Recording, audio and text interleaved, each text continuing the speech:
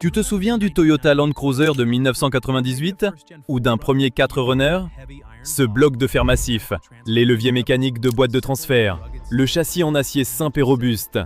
Et tu te disais, waouh, ce n'était pas juste une voiture, c'était une machine. Un outil conçu pour survivre à son propriétaire. Tu pouvais faire la vidange, partir sur les pistes et savoir qu'il serait encore là pour tes petits-enfants. C'était l'âge d'or du SUV, où la qualité signifiait 10 ans sans souci. En 2026, tu entres dans un showroom. Écran hyperscreen de 40 pouces, éclairage d'ambiance façon boîte de nuit et un petit moteur 3 cylindres digne d'une tondeuse. Le vendeur attend toujours un « wow ». Mais aujourd'hui, le « wow » a été remplacé par « comment ». Comment est-on passé de légende suringénierée à des véhicules jetables hors de prix? Comment le SUV est-il devenu un smartphone de 2 tonnes qui bug dès qu'il quitte le parking? La vérité, c'est que l'industrie n'a pas seulement perdu sa route. Ils ont fait un pivot volontaire. Nous avons échangé une fiabilité mécanique de 20 ans contre un cycle de leasing de 36 mois. Les SUV modernes ne sont plus conçus pour être possédés. Ils sont conçus pour survivre jusqu'à la fin de la garantie. C'est l'autopsie du SUV moderne. Et les résultats ne sont pas beaux. C'est la fin de la qualité et c'est intentionnel. Le piège de l'optimisation, ingénieur contre comptable. Pour comprendre pourquoi ton SUV de 2026 est de la camelote, il faut comprendre optimisation. À l'âge d'or, si un ingénieur calculait qu'un boulon devait résister à 1000 livres de cisaillement, il le concevait pour 2000. C'était la marge de sécurité. Et cela permettait aux anciens SUV d'encaisser des années de nid de poule, de sel et de négligence sans casse. Ils étaient surdimensionnés, parfois à l'excès. Mais aujourd'hui, dans les conseils d'administration, le surdimensionnement est vu comme du profit gaspillé. Grâce aux simulations FEA et aux modèles informatiques, les constructeurs savent exactement jusqu'où ils peuvent affiner une pièce avant rupture. S'il faut que ce même boulon supporte 1000 livres, la version moderne optimisée est conçue pour résister exactement à 1000,1 livres. C'est ça, le piège de l'optimisation. En retirant chaque gramme de métal inutile du bloc moteur, du carter de transmission et des composants de suspension, les financiers économisent quelques centimes par voiture. Multiplie ça par 1 million d'unités et le PDG touche un bonus énorme. Mais pour toi, le propriétaire, cela signifie zéro marge d'erreur. Dès qu'un SUV de 2026 rencontre une situation hors norme, une journée un peu plus chaude que d'habitude, une remorque légèrement trop lourde ou une vidange oubliée, les pièces optimisées lâchent. Elles n'ont aucun tampon pour encaisser les contraintes du monde réel. Elles sont conçues pour fonctionner parfaitement en laboratoire, exactement pendant la durée de la garantie. Nous sommes passés de « conçu pour durer » à « conçu pour la garantie ». En achetant un SUV moderne, tu n'achètes pas une forteresse, tu achètes un chef-d'œuvre de médiocrité. Un véhicule dont la qualité a été chirurgicalement retirée pour satisfaire un rapport trimestriel. C'est de la camelote, parce que ceux qui l'ont fabriqué ont décidé que bien faire n'était plus rentable. Le mythe du petit moteur. Chez les concessionnaires, on te vend un 1,5 litres 3 cylindres turbo, aussi puissant qu'un V6, mais plus économe. Sur le papier, dans un showroom climatisé, ça paraît idéal. Mais dans le monde réel de 2026, ce mythe est l'une des raisons pour lesquelles ton SUV finit à la casse avant même d'être remboursé. La physique ne pardonne pas. Pour déplacer un SUV de 5000 livres avec un petit moteur suralimenté, le turbo est poussé à des niveaux autrefois réservés aux voitures de course. Cela crée une crise cardiaque turbo. Ces moteurs subissent un stress thermique constant, plus de chaleur, plus de vibrations et un fonctionnement en permanence à la limite de leur résistance à chaque accélération sur autoroute. Regarde le Nissan Rogue avec son 1,5 litres 3 cylindres ou le 1,5 litres EcoBoost de Ford. Ces moteurs doivent travailler si dur pour déplacer ces carrosseries lourdes qu'ils sont en pratique déjà précontraints pour la panne. À 50 000 miles, la chaleur extrême commence déjà à fragiliser tous les clips en plastique, les joints en caoutchouc et les capteurs sous le capot. On observe une augmentation des cas d'intrusion de liquide de refroidissement, où les parois fines du bloc moteur se fissurent sous la pression, laissant le liquide s'infiltrer dans les cylindres et provoquant un hydrolock du moteur. Ensuite, il y a le GM 2,7 Turbomax. un moteur à qui l'on demande de faire le travail d'un V8 dans un SUV ou un pick-up pleine taille.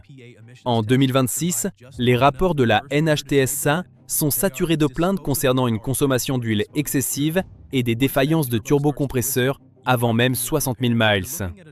Pourquoi ? Parce qu'on ne peut pas tricher avec la physique. Quand tu demandes à un petit cœur de faire le travail d'un géant, il finit par lâcher prématurément.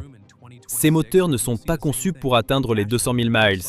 Ils sont conçus pour réussir les tests d'émission de l'EPA et survivre juste assez longtemps pour que le premier propriétaire les échange. Ce sont des groupes motopropulseurs jetables pour une époque jetable. Et quand ce turbo commence à siffler, ce n'est pas une simple réparation. C'est souvent un remplacement complet du moteur, plus cher que la valeur de la voiture. L'enfer haptique et la mort de l'ergonomie. En 2026, les showrooms de luxe se ressemblent tous. Des tableaux de bord façon magasin d'électronique. Plus de boutons, plus de molettes. Seulement une dalle de verre et des commandes tactiles. On te vend ça comme du minimalisme élégant. En réalité, c'est une régression majeure en matière de sécurité.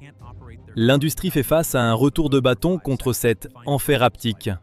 Volkswagen, avec l'ID4 et le Tiguan 2026, est visé par une action collective à cause de commandes au volant trop sensibles, capables d'activer par erreur le régulateur de vitesse, voire provoquer des accélérations lors des manœuvres. Des conducteurs se blessent car ils doivent quitter la route des yeux plusieurs secondes pour trouver des commandes virtuelles. C'est un désastre ergonomique vendu comme innovation. Le logiciel est devenu un point de défaillance. Le syndrome de l'iPad sur roue est une faille critique. En 2026, ton SUV est défini par son logiciel. Quand il bug, un véhicule de 5000 livres devient inutilisable. On le voit avec le Ford Bronco et l'Explorer 2026. Ford a rappelé près de 850 000 véhicules à cause du système Sync 4 qui peut s'éteindre en cas de surchauffe. Quand l'écran plante, il coupe caméra de recul, climatisation et alerte de sécurité. S'il ne redémarre pas, la voiture devient fonctionnellement inutilisable.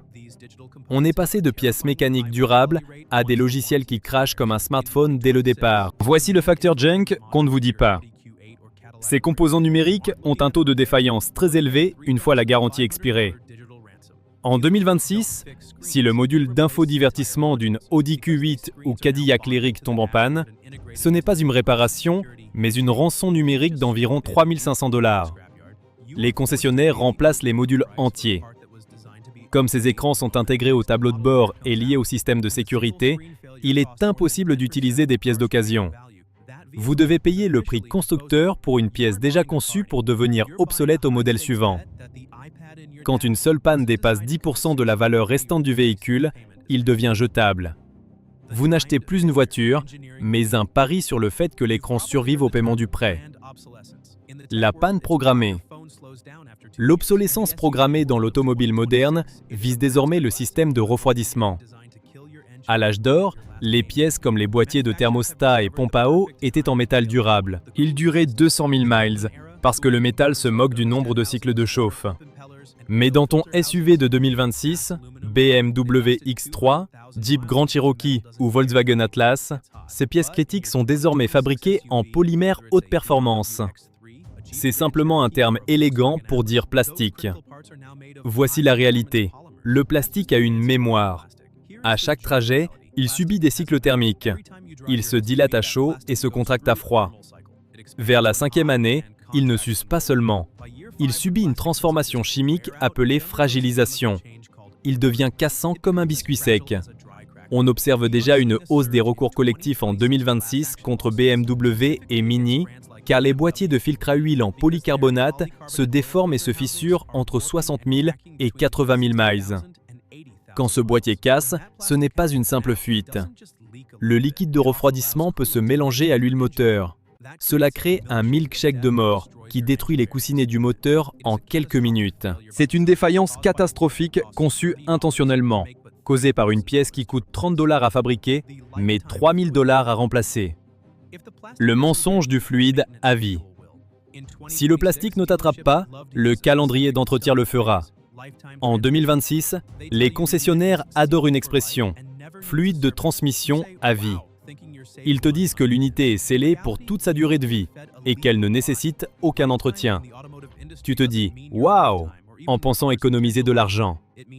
En réalité, on te sert un mensonge dangereux. Dans l'industrie automobile, à vie ne signifie pas ta vie, ni même celle potentielle de la voiture. Cela signifie la durée de la garantie. Le constructeur ne se soucie que de la survie de la transmission jusqu'à 60 000 ou 100 000 miles. En te disant de ne pas changer le fluide, il s'assure que les particules métalliques microscopiques et les produits de dégradation thermique restent dans les engrenages, agissant comme du papier de verre liquide. On voit déjà les conséquences avec les transmissions CVT des Nissan et Subaru 2025 à 2026. À 70 000 miles, ce fluide à vie est brûlé et saturé de débris. Comme tu n'as pas fait l'entretien, la transmission casse peu après la fin de garantie. Soudain, tu te retrouves avec une facture de remplacement de 7 000 $ pour une unité scellée qui aurait pu être sauvée par une vidange à 200 $. C'est l'expression ultime de la fin de la qualité. Un système conçu pour être irréparable, de sorte que lorsqu'il tombe en panne, tu n'achètes pas une pièce, mais un SUV entier. La tsunami de plastique. Des collecteurs d'admission en plastique aux carters d'huile en plastique qui peuvent être perforés par un simple gravier sur l'autoroute, le SUV moderne est devenu une vague de plastique. Les constructeurs disent que c'est pour réduire le poids et améliorer la consommation. Mais en 2026, on connaît la vérité. C'est pour les marges et le renouvellement rapide. Ils ont transformé une machine robuste conçue pour 20 ans en un appareil jetable de 5 ans. Quand le système de refroidissement est conçu pour s'effondrer et la transmission pour s'autodétruire, tu n'es plus un propriétaire. Tu es simplement le gardien temporaire d'un objet hors de prix. Le mensonge des 5 étoiles. Tu arrives devant un SUV tout neuf de 2026 et la première chose que tu vois sur l'autocollant de la vitre, c'est cette note globale à 5 étoiles de la NHTSA. Tu regardes ces 5 étoiles et tu te dis « Waouh !» Tu ressens immédiatement un sentiment de sécurité, comme si ta famille roulait dans une forteresse. Mais en 2026, ces 5 étoiles sont l'une des plus grandes illusions marketing de l'industrie automobile. La trahison des sièges arrière. La plus grande illusion de sécurité aujourd'hui concerne la deuxième rangée. Pendant des années, les constructeurs ont surtout protégé le conducteur et le passager avant, car c'est là que se trouvaient les mannequins de crash test. Ils ont optimisé l'avant pour en faire un tank, tout en laissant l'arrière comme une simple réfection secondaire. Quand l'IIHS a introduit un test de choc frontal à chevauchement modéré avec un mannequin à l'arrière, les résultats ont été catastrophiques pour ces modèles 5 étoiles. Prenons le Honda CR-V 2026, 5 étoiles NHTSA, mais de mauvais résultats à l'IIHS pour la protection arrière. En cas d'accident, la ceinture permettait au mannequin de plonger sous la sangle, comprimant l'abdomen. Même chose pour le Jeep Compass et le Buick Envista. Sur le papier, ces véhicules semblent sûrs. Mais dans les tests latéraux plus stricts, leur structure s'effondre partiellement, la colonne B pénétrant dans l'habitacle. Une voiture 5 étoiles peut donc être dangereuse dans un impact réel. Le jeu avec les tests. Les constructeurs optimisent leurs véhicules pour réussir les tests précis. Ils renforcent uniquement les zones ciblées par les barrières, tout en allégeant le reste pour réduire coûts et poids. En 2026, on observe déjà des faiblesses structurelles dans certains SUV. Des longerons avant trop fins qui peuvent se plier au lieu d'absorber correctement l'énergie d'un choc. Tu n'achètes pas une cellule de sécurité. Tu achètes une illusion soigneusement calculée. Ne te laisse pas tromper par le « wow » des showrooms 2026. Derrière les écrans et les finitions luxueuses, la réalité est bien différente.